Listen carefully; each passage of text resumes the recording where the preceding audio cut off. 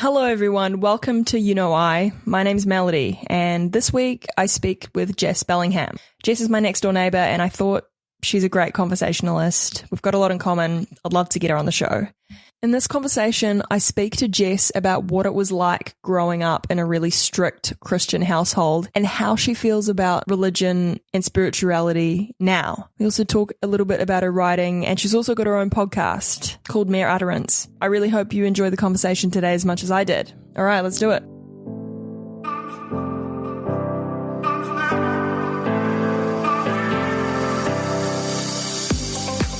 Jess Bellingham, welcome to the show. Thank you so much for having me. How exciting. First of all, I want to get into... Okay, I got to ask you, you're a podcaster. Yes. How long have you been podcasting for? So I've only really been doing it actively for a year. And I probably haven't put out that many to call myself a podcaster, but I do have a podcast. Well, what's it called? So the podcast is called Mere Utterance. Yeah. And it is basically the passion project of me and my partner. And it's just predicated on the idea that everybody has a story worth telling and worth hearing, but you just need to ask the right questions. I like it. Yeah. So similar to what I'm doing, I guess. Kind of similar, yeah. How many episodes have you done?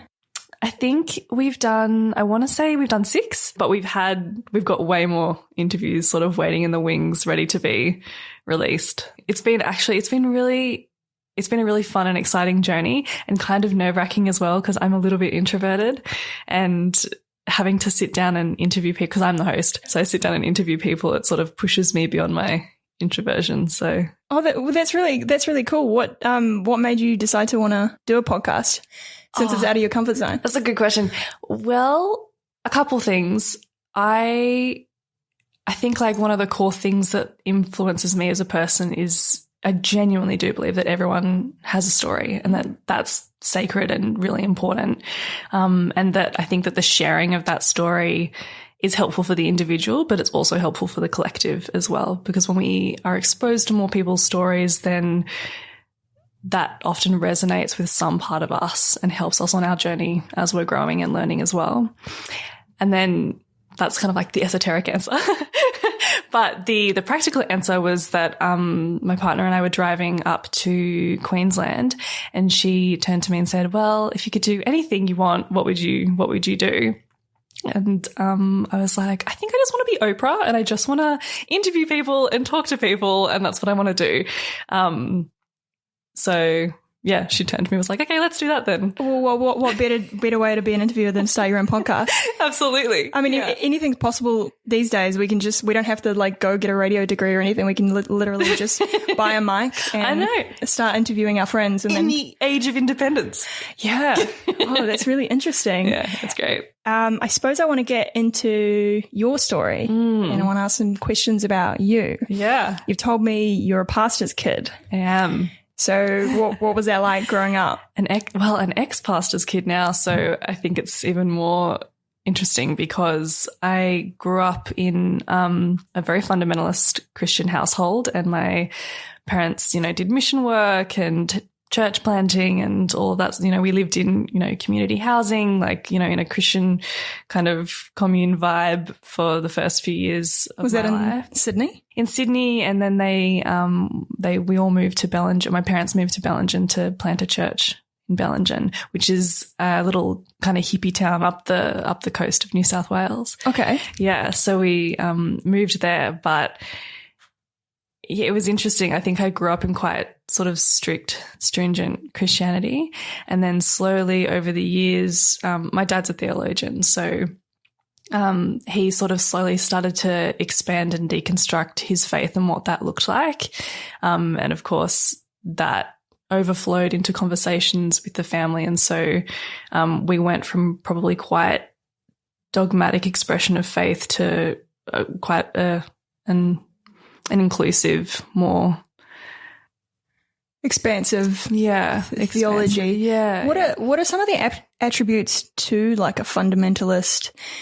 I suppose it's not obvious, like what it is to people, what they think of when you say fundamentalist Christian religious household. Like what were some of the beliefs that they had that were maybe what were some of the most extreme beliefs that they had?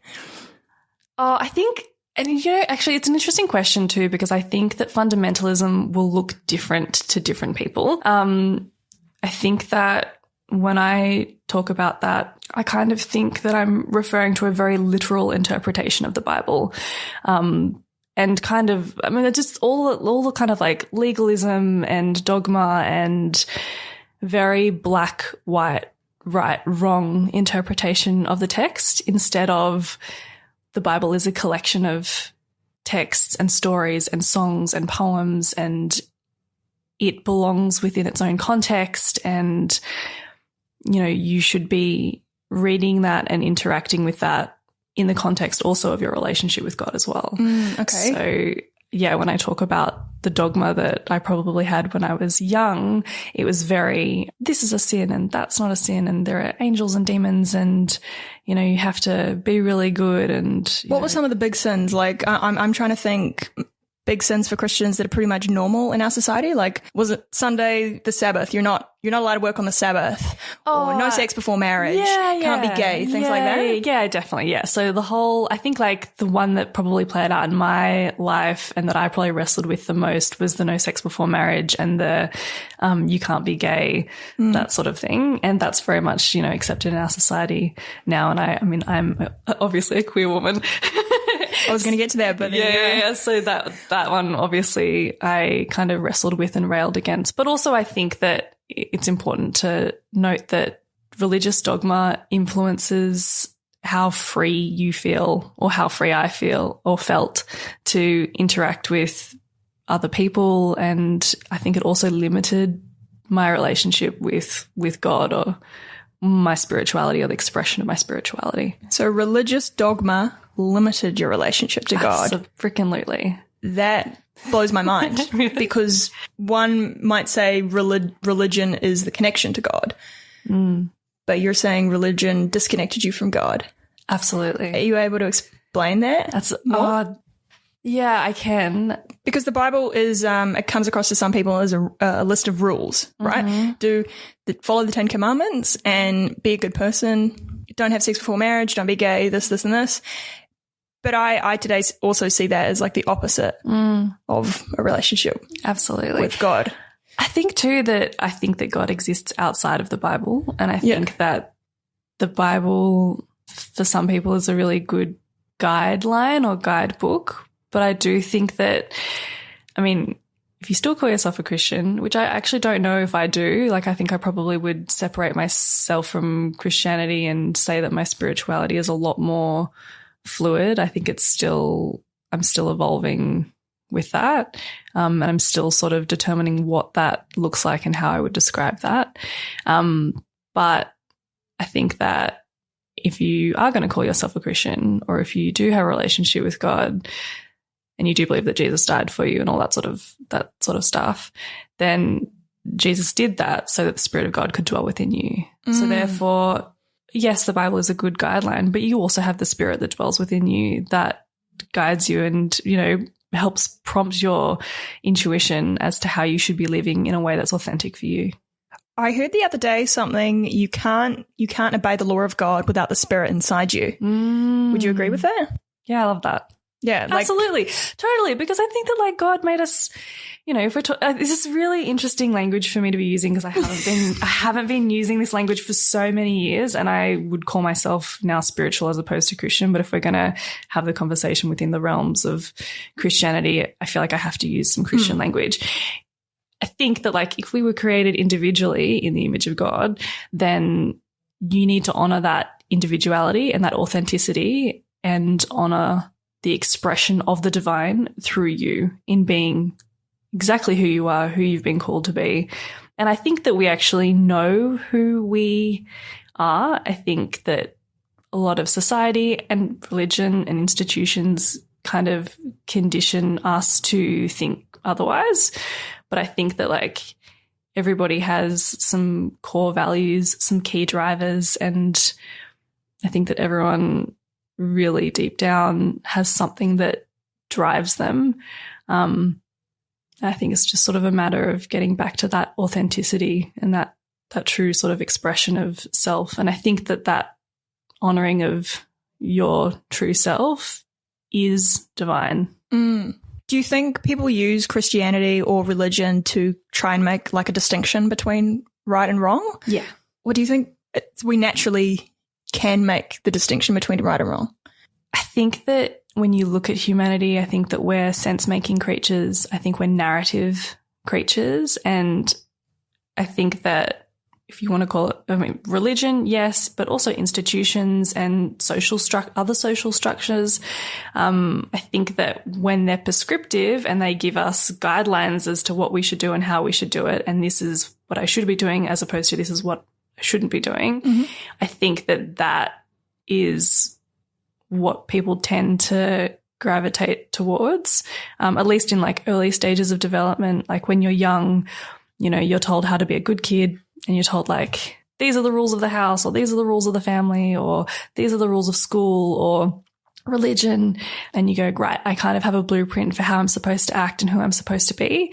But I think the older that you get, the more you realize that that just doesn't encompass the complexity of you as a person, and it also doesn't encompass your growth, and it's not as flexible as it should be. We're deeply complex, beautiful, ever learning, ever evolving beings, and you can't have a rule book for that outside of your own inner compass. Yeah, and people quite often use religion to point the finger. Oh, absolutely. Instead of using it to look at yourself. Yeah, 100%. They use it to say, oh, well, you're living wrong. Yeah. I'm living right because this is what the book says. So it can quite often feel quite alienating to a lot of people. I mean, religion's not really cool these days. I think it's weaponized. Do you know what I mean? But, in saying that too, religion is weaponized, but other ideologies are weaponized as well. We also have outrage culture and cancel culture and, political correctness. Political correctness. And it's not just religion that's used to separate and isolate people. I think that, we can be extraordinarily tribalistic. And that's really detrimental. And I think, again, that's why it's important to have podcasts, and it's important to have different conversations with different people that challenge you, because I think we should be probably exposing ourselves to a wider range of conversations from a place of curiosity, as opposed to from a place of, well, I'm going to prove that I'm right and you're wrong, and that I'm good and you're bad and I'm better than you, and which is all just really kind of ugly and immature, and hopefully we've evolved beyond that. Well, we're naturally tribal creatures, right? So how would you, I mean, I guess this is just your opinion, but how would you say, how do we get out of that? Our natural tribal nature, is it listen to new ideas, listen to each other more? It just doesn't come natural though. I often find myself wanting to prove people wrong, like... Yeah, but I think that's like, that then requires internal work. Do you know what I mean? Like, what is it in me that needs to be right? And I think approaching things with a heart of openness, and also a heart of society as an ecosystem, just as you would go out into the jungle and there's some predators and there's some bugs, and, like, I don't know, the fly probably isn't too keen on the spider, but like they do belong in the ecosystem. And I think that it's probably the same with aspects of society as well, so that we all do belong. And I am going to meet people who I definitely don't agree with, but that doesn't mean that I shouldn't be aware of what their thoughts are and what their opinions are. So if you meet someone you disagree with, what's the best way to not be tribal?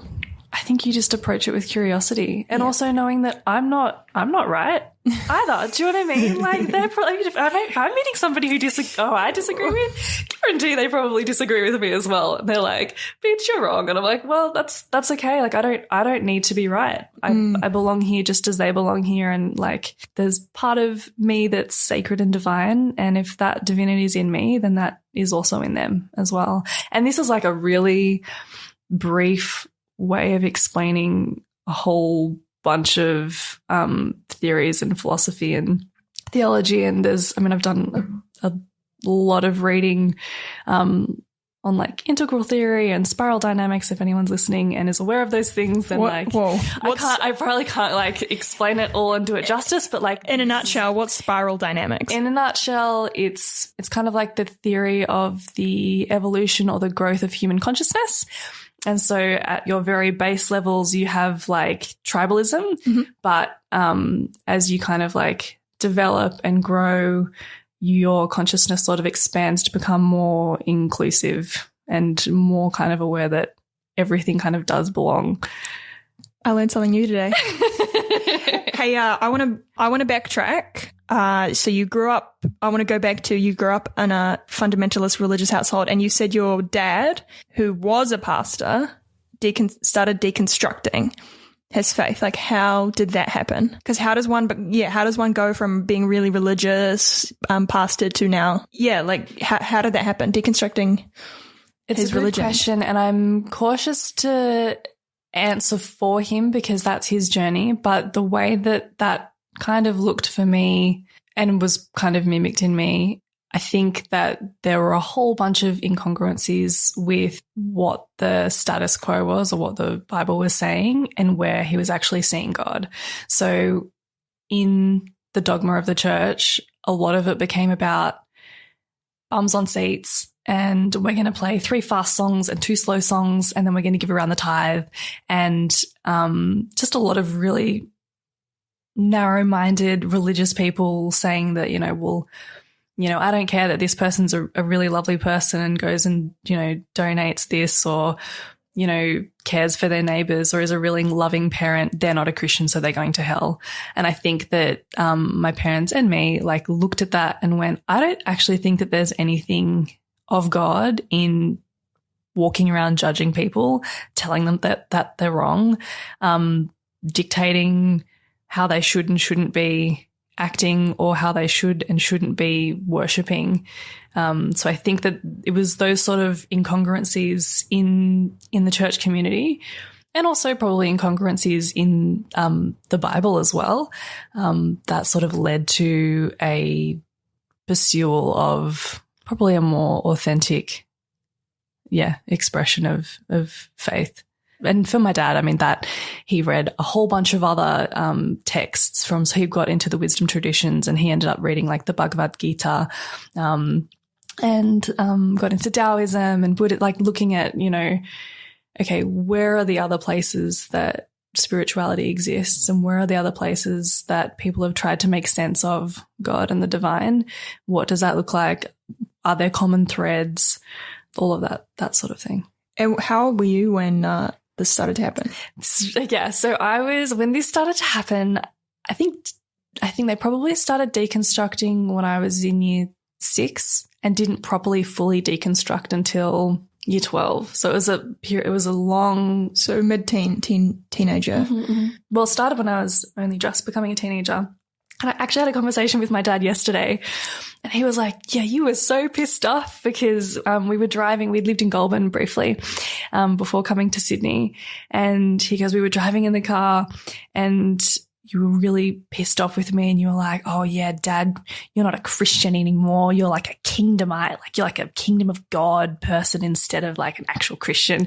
And I was so upset with my parents and their deconstruction because I was so rigidly holding on to the religion. Yeah. And I didn't find my own, I don't actually think I found my own expression of faith until I was in year 10, and I went to a Christian school and we went on a mission trip to Cambodia, and the guy who was leading that just had some really alarmingly ugly and aggressive views towards people of other religions, and the people who, we were going to see in Cambodia. And I just looked at that and was like, I cannot take this on board. What you're saying about people who aren't saved or who aren't doing the right thing or whatever, that's so filled with hate. I can't believe that. And then it also kind of led me to think, well, if I can't believe that, then I also can't believe everything that my dad says, and I also can't believe everything that a pastor says. So I actually really need to start doing my own work and figure out what faith or spirituality looks like for me.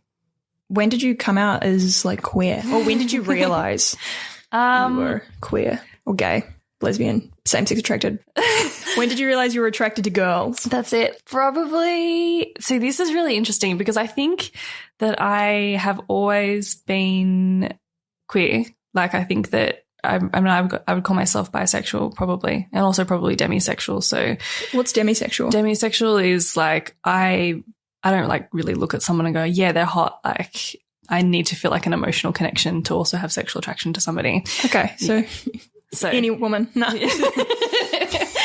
No. So I think I've probably always known that I have thought that I've felt attraction for men and women since a young age, but I never thought that I would have to deal with that. I always, as I sort of like grew up and started dating men, I kind of became more open to the idea of, oh no, actually, I think I am actually attracted to women. But I'd never, marry one or be with one. And then I met my partner and we went on our first date and I was like, this is my person. Like with beyond a shadow of a doubt, this is my person. And I was actually kind of pissed off at this revelation because my parents and other people, they're like, oh no, you'll know when you meet them, blah, blah, blah. And I was like, nah, that's bullshit. And I met my partner and I was like, yeah, this is my person. And now I need to come out. And that wasn't until, I only met her like 3 years ago. So that was 3 years ago that I properly officially like came out. So just for the listeners, you would have been... Or 26. Okay. Yeah. But like obviously had dabbled prior. But like up until that point, I didn't wrestle with how do I be gay and a Christian because I had already deconstructed and expanded my expression of spirituality before that point. So I think I probably struggled more with like being a sexual being and like kind of wrestling with like, well, how can I be a Christian or how can I have faith and like be a sexual being at the same time and blah, blah, blah, blah, blah. After you like started deconstructing faith in your teenage years, were you still like a Christian, but just a less, because there's lots of different, doctrines and, denominations of Christianity. One of the more free ones is probably the Word of Faith movement, which is just like love and grace. Right. And were you still like some sort of I'm not familiar Christian? with that one. I think I was like Hillsong Church, like evangelical. I think I was probably more. I think in my late teens, early 20s, I was probably edging more towards universalism, which is sort of like everyone is kind of saved, everyone kind of belongs. God has intended for possibility for everyone to access God, that sort of thing. Everything belongs. And then that was like late teens, early 20s. And then I just started reading like Richard Rohr, who actually is, I don't actually think he's a friar. He's something else, but I'm not going to do him justice at all. He wrote a book called Everything Belongs, which I've kind of touched on these ideas already.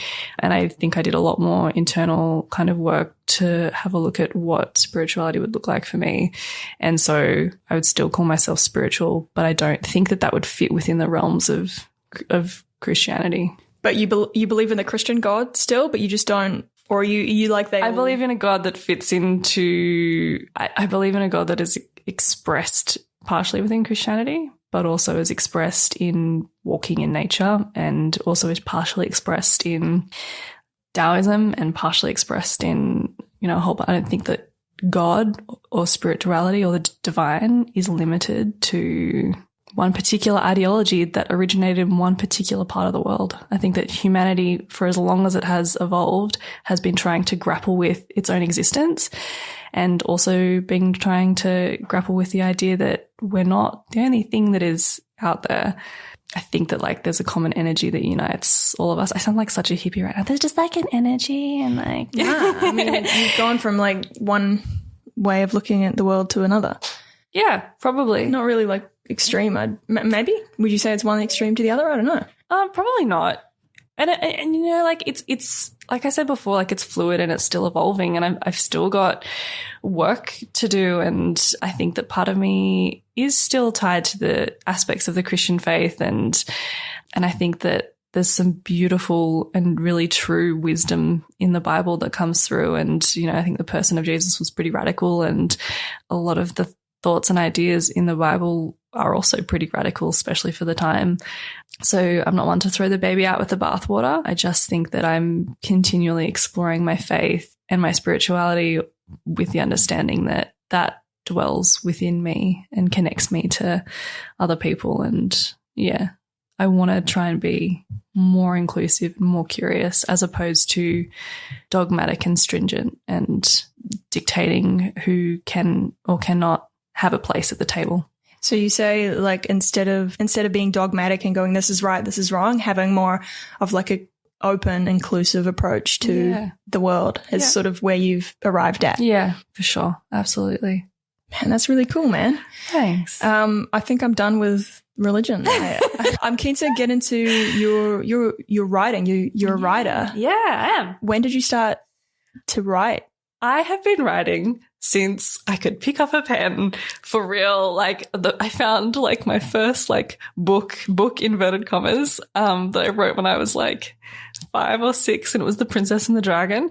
This is absolute crap, but I love writing, man. I really do. Like, it's such a passion. And yeah, I think I really first got into it as a form of catharsis, because I sometimes struggle to explain myself properly through words, but writing is just a way to get everything that's kind of buzzing around in my head out, and it just kind of like flows through me onto paper, and I love it. So I think more of the writing that I have been getting into recently is a lot of poetic language and poetic prose, and it used to be kind of fiction writing, but now it's just a lot of flowery poetry. And yeah. Do you write like every day?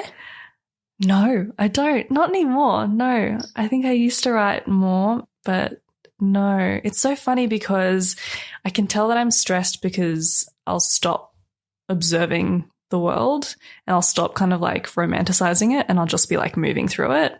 And I think that I'll know that I've kind of like calmed down and started to relax and de-stress when I start like looking at puddles on the sidewalk and being like, wow, it's like the heavens reflected on earth, and, you know, what a beautiful blah, blah, blah. Like, you know, I'll start to romanticize everything again, and like the creativity will kind of flow back again. So that's when I know that, you know, I'm in a good place. How do you like maintain being a creative in this hard and fast world that's constantly demanding things of us, like to be productive, get things done?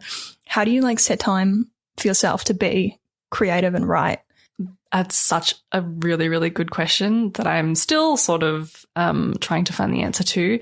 But I think part of it lies in not looking at your work in a utilitarian way.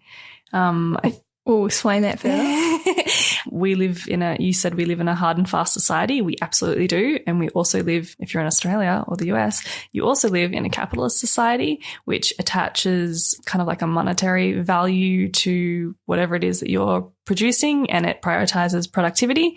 And I think that a lot of that's probably incongruent with authentic expression of self through creativity or through writing.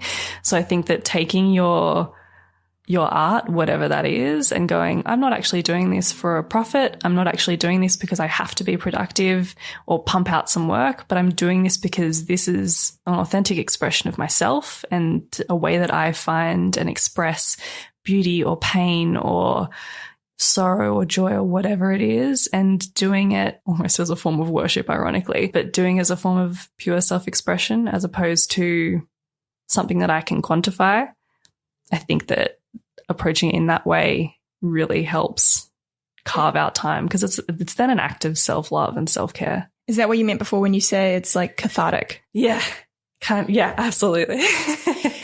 Oh man, I reckon I'm ready to wrap this interview up, but I have maybe an interesting question for the end. Yeah. Say I want to be a comedian, but I cannot for the life of me sit down and start writing. Mm-hmm. Like, would you have any advice for anyone out there that wants to be a writer, comedian, write stories, whatever? Like, how do we sit down and write?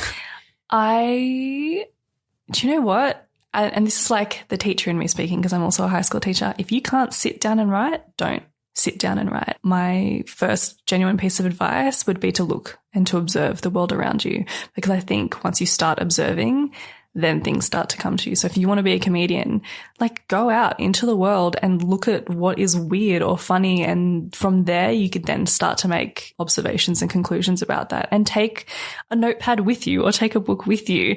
And, you know, when you're out there, jot something down. Like, the amount of times that I've been on a walk or walked down the street and had to stop and take a photo or write something down, you know, it happens quite a lot. So my genuine first piece of advice would be to take time to stop and look at the world around you, because it's filled with beauty and hilarity and, you know, weird little quirky things that we often pass by because we're so focused on getting from A to B. So like, and you just gave me a light bulb moment, because we probably do miss all those moments because we're on our phones, we've got our headphones in, we're listening to music, we're thinking about other things. Totally. So just be in the moment and be present. Write about what you can see. Mm-hmm. I think that's some really good advice. I'm keen to wrap it up there. Awesome. Thank you so much for having me. Jess Bellingham, thank you for coming on the show. Thank you. Peace out. Thanks everyone for tuning in. If you'd like to hear more of Jess on the other side, doing the interviewing, she has her own podcast. It's called Mere Utterance. I will link it in the show notes. All right. See you next week.